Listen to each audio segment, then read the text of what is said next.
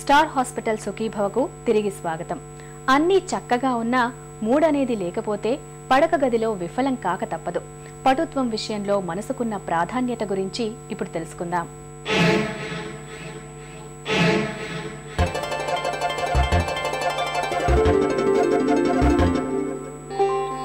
Sex is between the ears, not between the thighs. శృంగారం అన్నది కేవలం తనువులు ఏకం కావడమే కాదు, మనసులు కూడా కలవాలన్నది ఈ సూక్తిలోని అంతఃసూత్రం. స్త్రీ పురుషులు ఇద్దరిలోనూ అటు శారీరకంగా ఇటు మానసికంగా స్పందనలు కలగలిసినప్పుడే అది సంపూర్ణ శృంగారం అవుతుంది. శారీరక సంసిద్ధత ఉన్న మానసికంగా స్పందనలు లేకపోవటం వల్ల ఇవాళ చాలా మంది పురుషుల్లో పటుత్వం సన్నగిల్లుతోంది. లైంగిక సామర్థ్యాన్ని మనసు ఎలా ప్రభావితం చేస్తుందో వివరిస్తున్నారు సైక్రియాటిస్ట్ డాక్టర్ ఎంఎస్ రెడ్డి.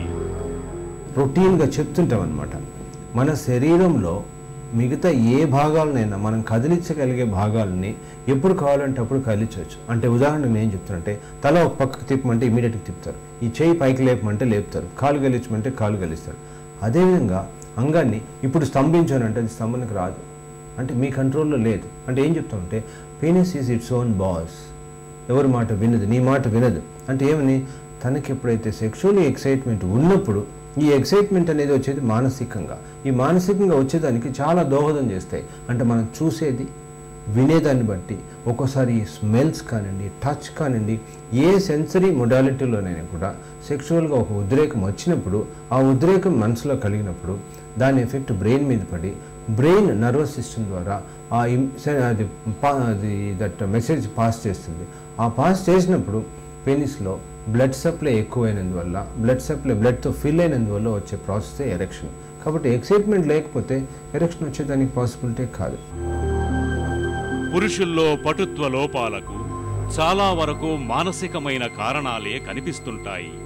అయితే ఒక్కోసారి మధుమేహం, బీపీ, క్యాన్సర్ లాంటి దీర్ఘకాలిక జబ్బులు, ప్రమాదాల్లో గాయాలు, రక్త ప్రసరణలో లోపాలు మొదలైనవి పురుషుల్లో స్తంభన వైఫల్యానికి దారితీస్తుంటాయి.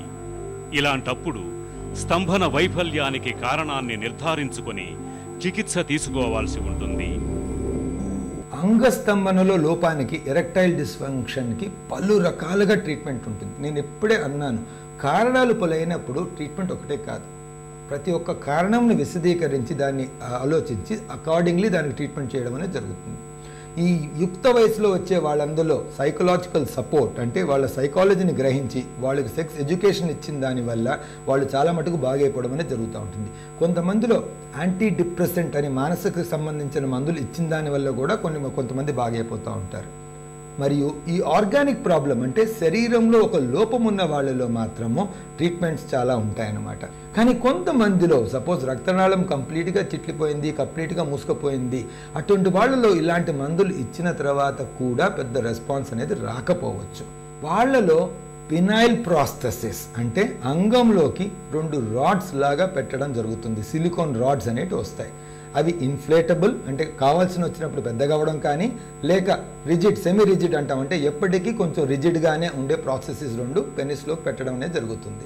ఈ విధంగా ఇవి అంగంలో ఉన్న దాని వల్ల ఎరెక్షన్ అనేది మెయింటైన్ అయ్యి సెక్స్లో పాల్గొనేదానికి ప్రాబ్లం లేకుండా ఉండవచ్చు. కానీ దానికి ఒక ఆపరేషన్ చేయాల్సిన అవసరం ఉంటుంది. ఒకటి ఫారెన్ బాడీ, అంటే ఎక్స్టర్నస్ బాడీ అనేది మనం పెనిస్లో పెట్టడం అనేది జరుగుతుంది. దానికి తగ్గట్టు రిస్క్ కొద్దో గొప్ప ఉంటాయి.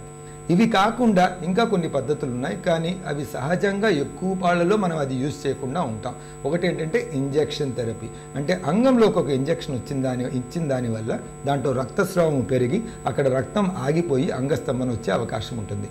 కొంతమందిలో ఈ విధంగా ఇంజెక్షన్ థెరపీ చాలా యూస్ఫుల్గా ఉంటుంది, కానీ ఆ మనిషి ఎవరైతే తీసుకుంటారో ఆ ఇంజెక్షన్ తనే వేసుకోవాల్సిన అవసరం ఉంటుంది. కొంతమందికి పెళ్ళే ఏళ్లు గడుస్తున్నా శీఘ్ర స్ఖలనం ఒక సమస్యగానే మిగులుతుంటుంది. మరికొంతమందిలో స్ఖలనం ఆలస్యం కావడం, స్ఖలనం అసలే లేకపోవటం వంటి సమస్యలు కనిపిస్తుంటాయి. స్ఖలనానికి సంబంధించిన ఇలాంటి సమస్యలకు ఇప్పుడు ఆధునిక వైద్యంలో చక్కటి చికిత్స పద్ధతులు అందుబాటులో ఉన్నాయి. వయాగ్రా